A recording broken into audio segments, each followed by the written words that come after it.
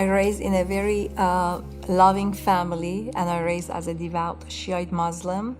And since Islam is based on good works, you try to do so much good things to be able, quote unquote, to earn heaven. And at a point it comes to life that you don't know how much more you can do good to be able to satisfy this God. But because my native language was Farsi, and they kind of forced us to learn Quran, and Quran was Arabic.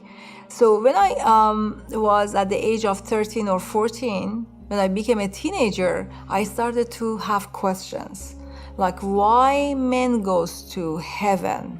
Of course, if they do jihad, or if they be killed or be dead for the cause of Allah, or being martyred for the cause of Allah, and what is going to happen to their wives? What is going to happen to their sisters, to their, mothers? That is the questions I was asking of my mom. And if we shout Allahu Akbar, which Allah is the greatest, so if Allah is great, then how He is not able to understand my native language? Why should I learn another language? And why I have to get up so early in the morning, before even if the sun rises, that this God can hear my prayer?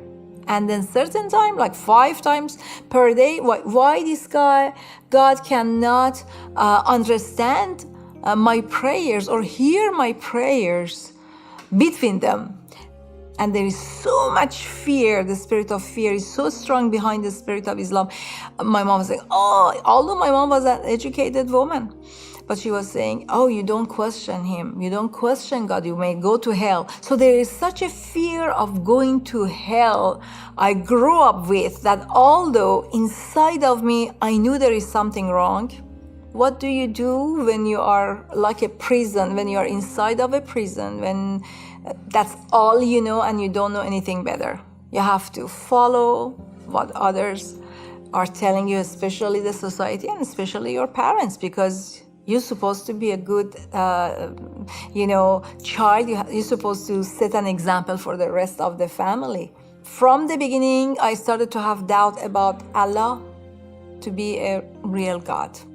But as I said, there is such a spirit of fear controlling Muslim, that because of that fear, and you've been told that if you convert, you go to hell, out of fear, you want to stick to what you believe because you don't want to go to hell. When the revolution, the Islamic revolution began in Iran, I saw many of my friends being arrested, some family members, extended family members being executed. And then I heard one of my classmates, she was a very smart girl, being not only arrested but being raped before she's been executed, because they said since Islam believes virgin can go to heaven, they didn't want her to go to heaven, so they raped her under the name of temporary marriages for 30 minutes. And the Revolutionary Guard came to the home of this young teenager of 16 years old, telling her dad that I was the husband of your daughter for 30 minutes. We have to execute her. And for each bullet, at that time, they were charging the family. So the family has to pay for each bullet. Then there were just so much trauma in that society that I said I have to leave that country. So out of this huge journey, the Lord changed my route, coming to United States. And I was getting ready to go to college and pass the exams and everything. And I remember one day I was at the library and I had a little bit break and I saw the ad, Jesus film in Farsi. I said, wow, it's in my native language. And anyhow, he was a very good prophet. So I went and watched that movie. And for the first time in my life, I heard the truth, which was totally contradicted with what we heard as Muslim about Jesus in Quran. Wow, Jesus was born in a manger. Oh my goodness, everything was different. So I said, okay, who is telling the truth? So one lady came to me, she said, do you have a New Testament in Farsi and Injil? I said, no, I don't. So she gave me as a gift, and I started to read the New Testament in Farsi, and I was reading Quran.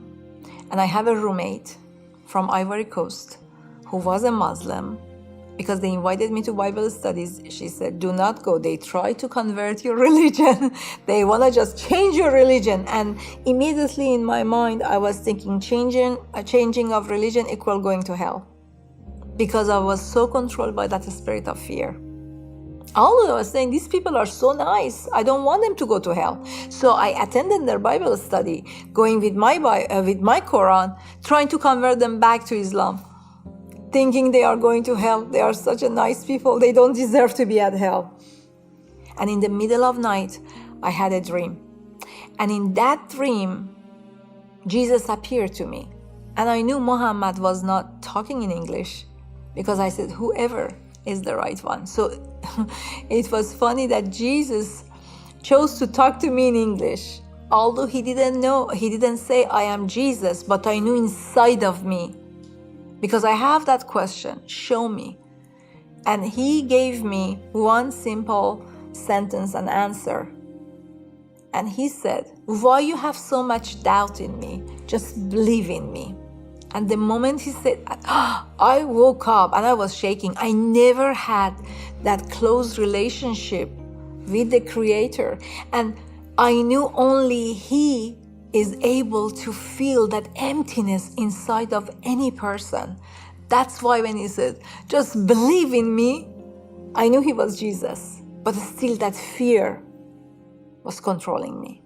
So one day, somebody asked me, how long you want to have this struggle? I said, I am tired of having this struggle and fear. And they asked me to read the book of John, the Gospel of John. So I opened the Gospel of John, first verse. In the beginning was Word, and the Word was God Himself in Farsi translation, and a voice inside of me said, look verse 14, and the Word became flesh. Immediately the fells were just coming off of my eyes. I didn't know even what verse 14 was till that day that the voice inside of me said, look at verse 14, and the Word became flesh. Immediately I knew Jesus is Lord. Immediately. And it was by the revelation of the Holy Spirit. That's why no Satan, nobody can take a revelation from you when you know it's from God.